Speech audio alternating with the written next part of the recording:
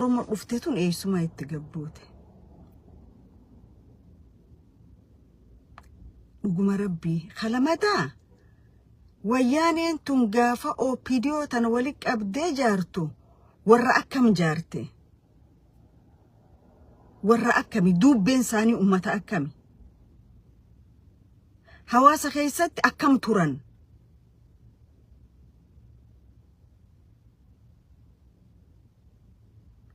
dur baran OPDO tun dhufte nama abbaan abaare nama haati abaarteetu OPDO ta nama hawaasni jibbe durriye hattu ka hawaasa kabajaan qabne ka jaalalan qabne kayo oromo ajjees jedhanii bobbaasan oromo ajjeesu qabii fidi jan qabee fidu kanaatu OPDO ture warra saniitu deebi'ee arra mootummaarra dhufee jechuudha maaliifin kana kaasuu barbaade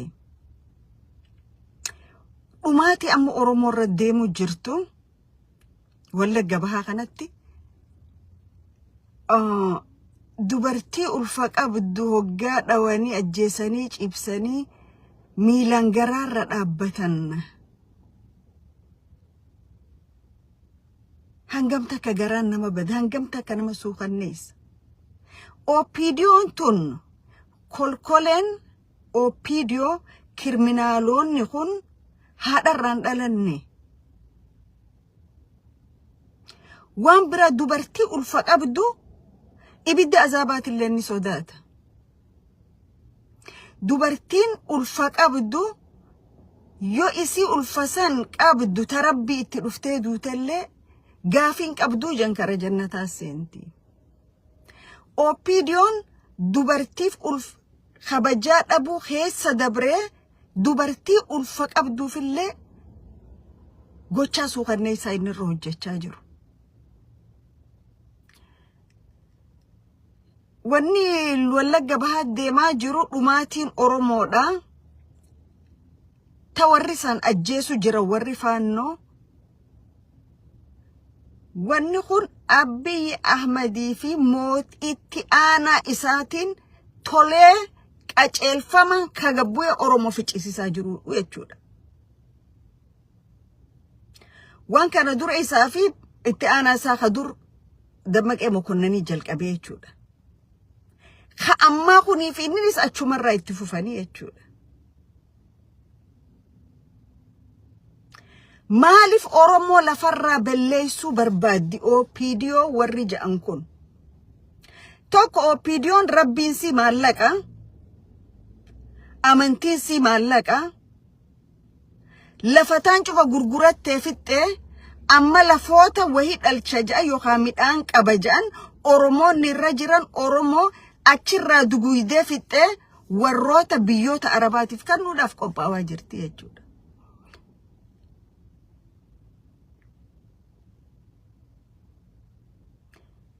waan amma wallagga bahaa ta'u jiru Shimallis Abdiisaatti harka dhibbarraa dhibbatti dhumaatii oromoo naannawa sanii deeggarsa kakannaa jiru tokko isaa jechuudha maaliif deeggarsa kanna sababni isaa jarattiin mootummaa dheettee aangoo mootummaarra teessutun anninja jibbanna isaan lixa oromiyaatiif qabaniif kana godhan jibbanna daangaan qabne qabdi OPDO'n durriyyeen TPLF wali guuree kolkolee ama 27 godhachaa beetun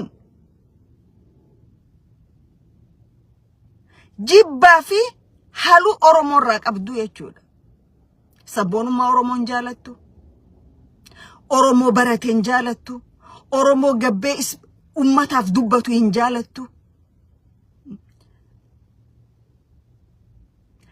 garuu wanni ma isin godhu jirtan kun dhumarratti isin balleessa keessaafu kolkolee Shimallis jala jaaramtee oromoo fixu jirtu tana baala gizeen badiin dhumaa teessan taati jechuudha sababni isaa oromoon buraayyuu keessatti nageetti isinirraa jiraachuu hin dandeenye nagaan isinirraa jiraachuu hin dandeenye naannaa marfata finfinnee san keessatti akka waan biyya alagaa dhaqanii biyya biraa dhaqaniiti haga loqoda isaanii dhoysanii ID isaanii tanaannaa irraa dhufanii dhoysan takka gahanii jechuudha. Maaliif yakka isinirra dalaydaniif jechuudha. Hangas takka jibbanna qabdanii jechuudha. By the way, isin daadii galaaniif hin taane, Haayicaaluuf hin taane, Batteedhaaf hin taane, Salamoon Buraayyuutti ajjeeftaniif hin taane, Oromoon biraa isinii waanuutaa itti eeggachuunu dogoggora jalqabaati jechuudha. Isin foon fi nyaatuudha.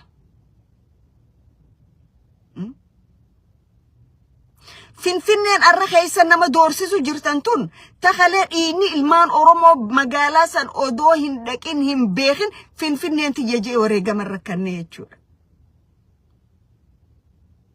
Haga keessa dabartanii naannawa keenya namni seenuu hin danda'u jettan takka geessanii jechuudha. Garuu waggaa warri soddaa keessanii isin dhufan kursiirraa kaatanii suduuda buutaniif jechuudha. Yaa bada durriyyoo ta'uun bade.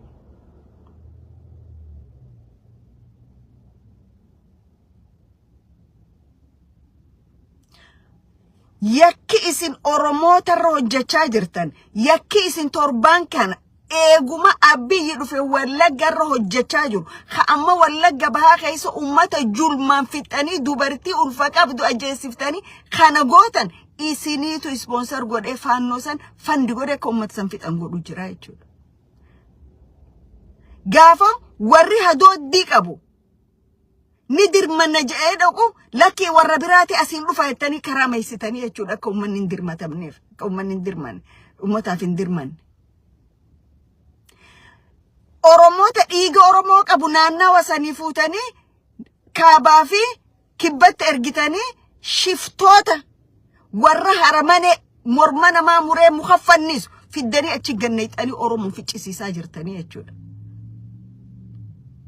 Warri naannawa san operate godhaa jiru warra soddootan keessaniiti jechuudha.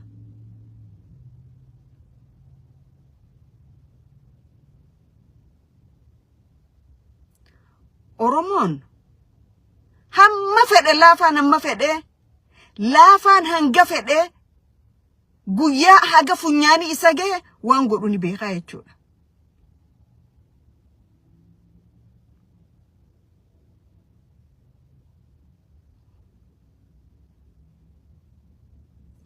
Biyya anaa bulcha jedhu namichi taguyni Shimallis Abdiisaa jedhan.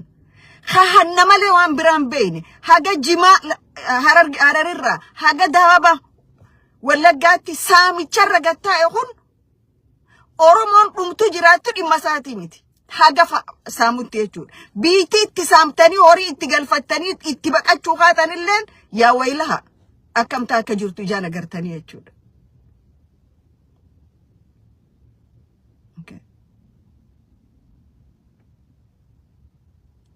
Akkamitti odoo namni biyyaan bulcha jiru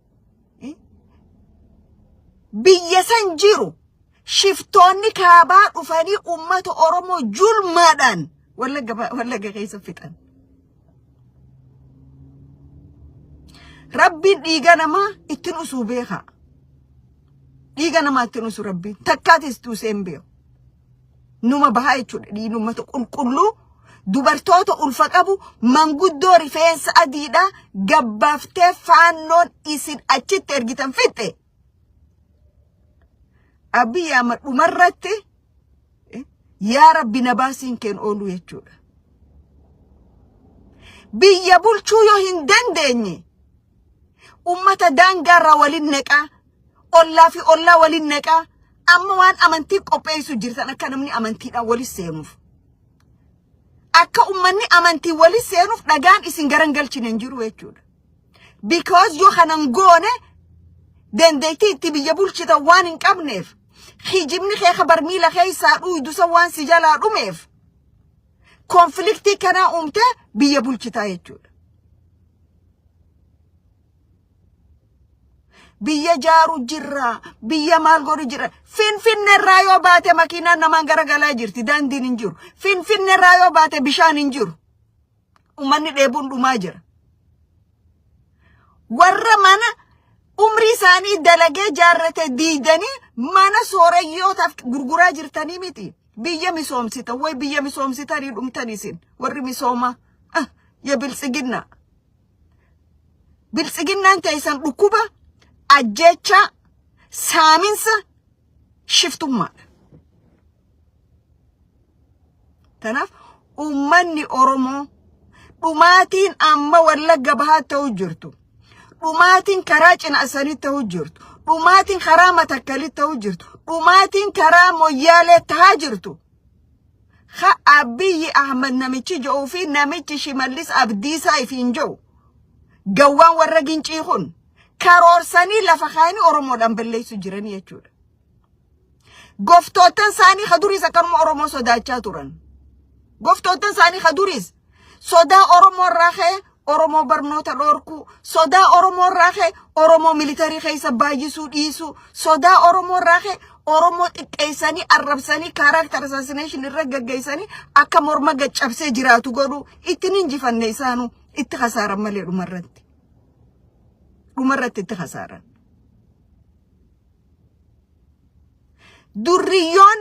Durriyyee shiftoonni wambadoonni maqaa gandaatiin ijaartee namni firiin lama ganda bakka hin buune. Tuulama bakka hin bu'an, maca bakka hin bu'an. Hattuun naggaadonni firiin lama jiddugala irratti ijaartee baala gizee ifiin jettee tamara nyaataa shuguxii babbantee obboleessa ajjeeftee lafarraa fudhattu tun gaafni isin likkii galtu ni dhufaa jechuudha. Tanaaf ummata keenya ka bakka dhumu jiruuf Rabbi haa kadhannu. Kana ajaa'ibsiise maas awwaan tokko wahuma meeqaan nama ajaa'ibsiise waan Oromoo kana. Jarana Oromoo Wallagga Bahaa dhumuu eegalte bubbulte. Cinaasanitti karaa Moyyaaleetti ijoolleen nuti haboo fi eessummaan taanuuf tun takkaa isii ibsa baaftee ummata Oromoo waan isinirra ga'e kanaaf jajjabina isin haa kennu yookaan gaddine yookaan faannoo godhan jaan maaliif isaanuu cinaan tokko faannoo waan ta'aniif takka isaan ibsa baasu gartanii.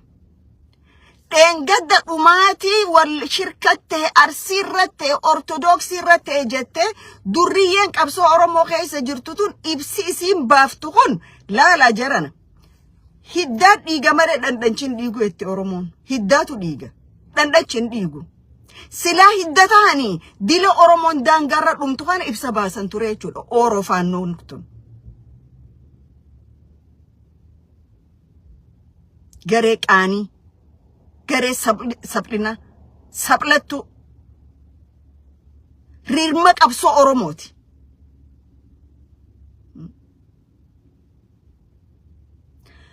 Warri Amaaraa namni tokko irraa du'e nama dhibbaan nurraa du'ee jan.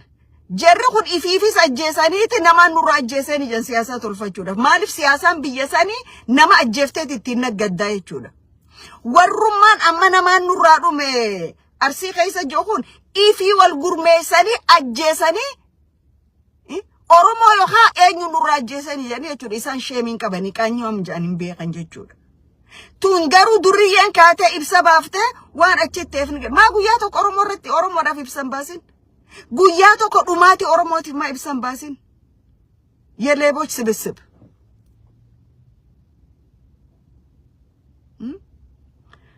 Kharahaanin abbootii amantaa Oromoo abbootii amantaa ni qabnaasa. Abbootii amantaa namni isii odoo dhumuu hin agarre hin dhageenye garuu khabahar gama hoggaa waa ta'uu ni dhageessi jechuudha. Khabahar gamaa ni dhageessi. Abbootiin amantaa biyya teenya an hoggaa hedduun hin jaa abbootii amantaa bu'uun fedhu. Isin abbootii amantaati moo dabballoota mootummaati? Abbootiin amantii feetan qabaadha. Islaama Kiristaana waaqeffataa kun Oromoodhaan baana. Hoggaa ummanni keessan isin cinatti akkana dhumu. Isin cinatti kana qalamu. Dubartii ulfa qabdu ciibsanii miilaan irra dhaabbatan. Soomana kana guutuu faannoo walloo dhawaa baate. Matakkali dhawamaa baate. Guyyaa tokko gabbaatanii dubbattanii. Guyyaa tokko. Ambaraan biyya san tureetti sheekootti yoo namni wal dhabe walii araarsitu. yoo namni wal miidhina ettee jidduu dhaabbattu odoo dhugaallee beeytu sobaan nama wali araarsituun beeka ta'arraa garuu kaadiree mootummaa taateeti waa takka wanni Oromoon godhu jiru isitti dhagahamu jechuudha waa takka amma warra biraatiif dubbata warra biraa abaluu jannata seenaa abaluu azaaba seenaa jana akka waan isaan jannataa fi azaaba bantuu san isaan harkaa qabaniitti jechuudha khasi jalaatiifuun dubbanne halaala maaltu siingeera gaafiin kiyya dhiigni Oromoo kun dhiigaa miti lubbuun Oromootu lubbuudhaa miti bar dogoggoraanillee guyyaa tokko isaanii yookaan nagee buusa yookaan Oromoon akkana dhumuun qabdu walloon soommanaa weeraramuun qabdu faannoo wallagga bahaa yeroo hunda qaltee ajjeeftee kana godhuun qabdu waan biraa dhaba mootummatti illee dhaqanii jechuu dandeenye jechuudha garuu fedhii saniin qaban hin garsiisan dhaloonni isin barsiiftan maal isin jalaa bara akka namni garaa waliin jabaatu isinirraa bara akka namni waliin hadoonne isinirraa bara akka namni waliif hin dhaabbanne isinirraa bara akka namni garuma guuttatee ol seenee rafee gabboo isinirraa baraa jechuudha garuu abbootiin amantaa dur kanuti aliif baa jala qaraani nama haqa kee tuqe fittin dhiisin nama daangaa kee ka ooyiruu si as cehe fittin dhiisin nama baaxil ke'ee si miidhe fittin dhiisin jedhan gootummaa nama barsiisanii jechuudha ta'arraatun akka ati jilbiiffattee guyyaa adii diinni ka fedhe si fixu si barsiifti jechuudha amma TikTok irra yoo namni wallalo dhufanii araarsan jaarsaa jaartii yoo wallalo dhufanii araarsan asirratti yoo biitii biraa lama wal dhooyte dhufanii asirratti dubbatan garuu Oromoo achi dhumu jiruuf guyyaa tokko hin dubbatan guyyaa tokko Oromoo achi dhumu jiruuf hin dubbatan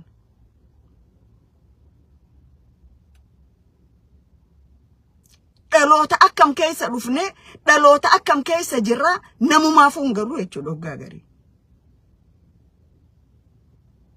yookaan sheekootiin teenya ifa baafadhaati mootummaan kun faannoo hidhachiisee gadiis shiftoota roogaadeen hidhachiisee Oromoo fixuudhaaf mirga qaba Oromoon lafarraa baduu qabdii jaati akka shimallisiif abiyyiif itti aanan abiyyi irra labsanitti Oromoo irratti isinis hojii irra labsaare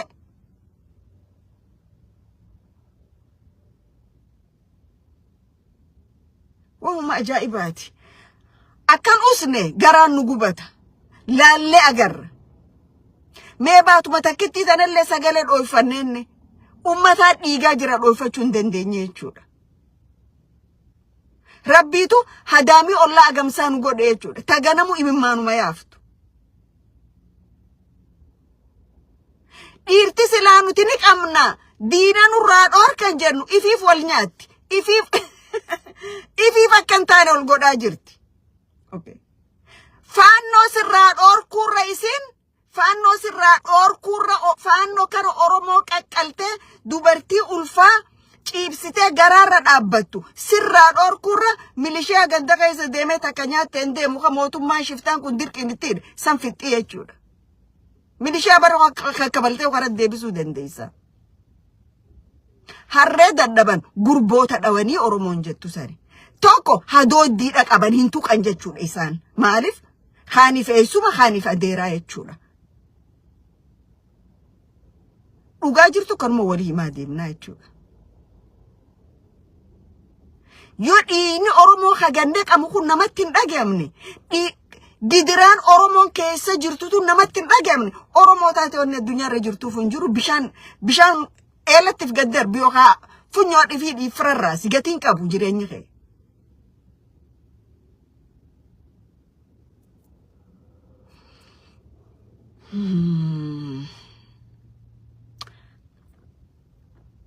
numa tuttu nagaa kakara kaani itti gaafatama poolisii dirree dhawaa tokko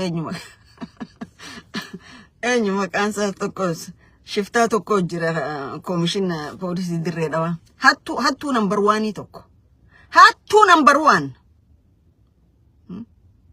dirreen dhawaa lafa jaalalaati dirreen dhawaa kana mataa ol qabdanii maarreechuun heeraa ala maarree godhuun dandeessa waslaata dirree dhawaa akka biyya jaalalaa taate sunni siin nu hima dirree dhawa biyya jaalalaati biyya ol kabaju akkataati durbeen garuu eega isin dhuftan jaalaltini fi kabajaan badde intalti dubraata lakku gara qabdu karaarra dhawamte jechuudha karaarra tajjeefamte illa wanni isi ajjeeftaniif qeyroo khaleessa keessa isi fi hanga tokko hafe waan nuti godhu jirru kana qaroodha lafa jala waanurra daleedeettani illa muciyyoo qaroosan lafarraa dhabamsiiftanii jechuudha ajjeeftan rasaasatti roobsitanii komishini poolisii dirreedha maa dhiiga siin baasin ol baatee albahuu dura ati komishin naannaa saniiti miti ati lafti oromoo gaafa hatamtu maallayni miliyoonaan jabuutii fi kililii shanirraa sikkannama ifi lafa oromoo akkasii saamta oromoo tamiif dubbatta mooraala kamiin dubbatta ati nama dirqama uffata deemtuun sanin kabajiniidha nama halkan Somali yaamtee ruuzaa fi foon dura guurtee miliyoonatti kannitee lafa oromootiif nama oromoo kafeete godhu jirtuudha eenyuuf himta'oo warra jaalalan beeyna barsiisisan nuti miti kan timtu gabbaate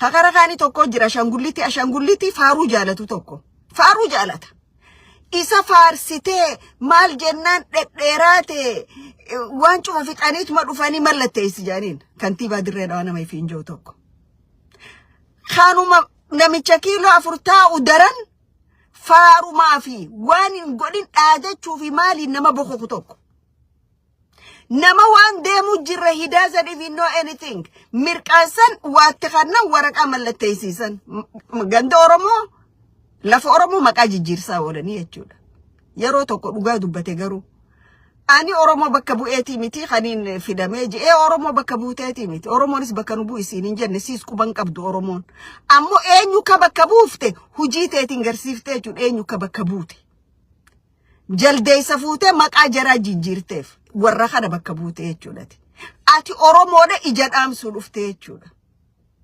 qeyroo khaleessa fincira diddaa gabrummaa keessa wareega kannite mana hidhaa ol nayxee cuftee bira taa'u jirtaa jechuudha waslaataa shabadaanaa utaphateen quufin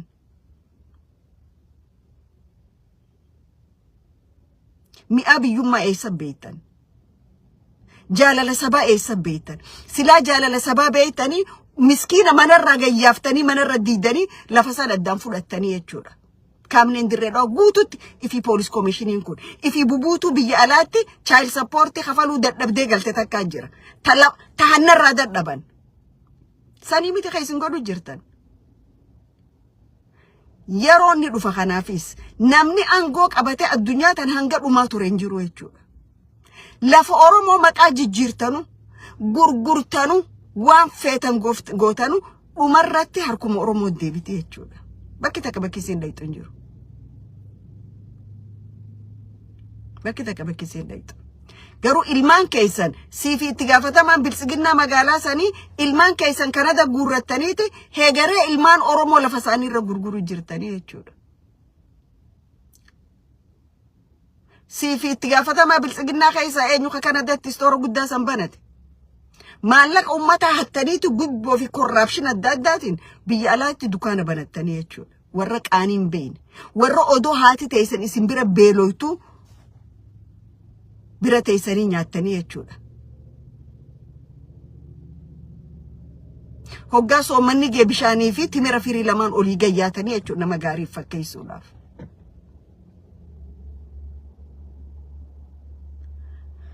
jarana waanuma wallagga bahaa kana garaana gubee walumaa galoonni oromoo irra deemu jiru duguugaa shanyii silent genocideidha kan ammoo kan oofu jiru Abiy Ahmedii fi itti aanaa Abiy Ahmedii fi gurbaa taguuga oromiyaadhaan bulcha jiru kana jara sadeen kanaan qindaawee deemaa jira wanni kun yoo oromoon ammaan kaateen infalmanne oromoon ammaan kaatee firraa hin dhaabsifne dhaabbachuuf hin deemu ga odo warri barattoonni amaaraan ukkaanfamin amaarri wallaggattiin dhumin paarlamaa keessa taa'anii barbareen ija dibatanii barbooyaa turan oromoo irra yakka kaayuufi arra garuu paarlamaan jaldeessaa tacaffee oromiyaa ifiin jedhu guyyaa tokko waa'ee uummata kanaan dubbanne jechuudha guyyaa tokko maaliif tokkoon si dubbachuu hin dandeessu jechuudha tokkoon si Huxxu binjettu ni beeytu ani itti gabba'u jechuudha.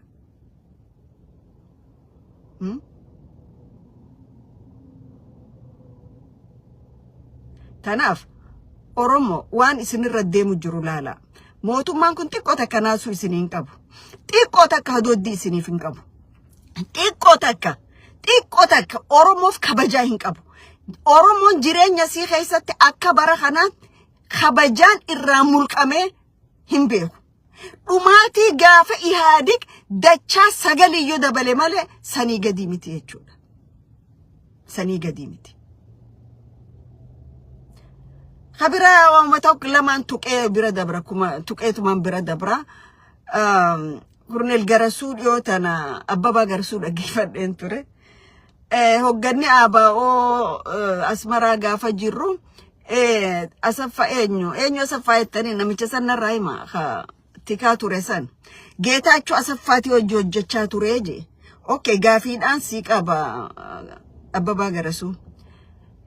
Minister tichi khaykhun ergama isaan turre ergama Asaffaa sanin turre insa khaysa waliin hojjechaan turre waliin Oromoota biyya alaati ukkaamsaan turre inni founder waan kanaati miti Geetaachoo Asaffaati wajjin kanoo kamit deebifte si gaafanne kanoo kamit deebifte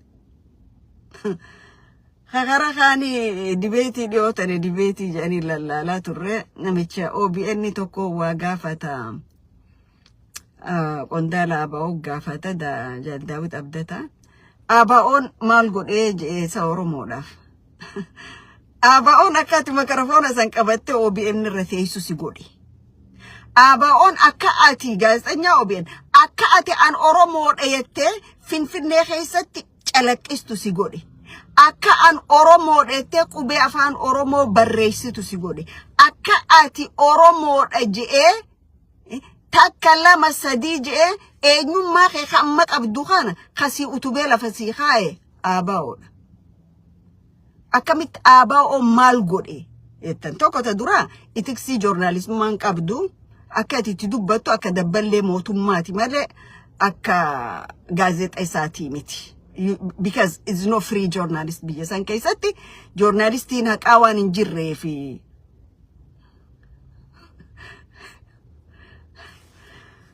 journalistiin dhugaa waan hin jirreef numa tattaphattanii anyways numa laallamee waan dhufu ta dur irraamtuunis hin dhuftu Oromoon bakka jirtanii wal quba qabaadhaa wal dhaggeeffadhaa kan taatu ittiin deebi'a gaafa guyyaa 15 booda walitti deebina warri ganda kiyyaa tokko kataaksiin an kafaluun jiraatu soggaa garii gabbee hoggaa waadu dubbatuun arkaa fedhii dhuunfaa fedhii dantaa hoggaa jedhaniin arkaa first of all gibiraan an kafalu nyaattee anaan waa jechuudha mooraala tokkollee hin qabdu usiitu mataa rabbii kee kadhadhooti kanaa ol waan biraa siin joo akkasii Oromoo nagaan jiraadha nageenyi rabbii sin faana jiraatu soomana amma dubbattanii warri jo'us ni jira addunyaan soomana keessa ibiddaan wal laboobaa jirti ta Oromoo dhumoo tana dubbachuun haqaasi waajibaasi jaalatamaadhaas rabbi biratti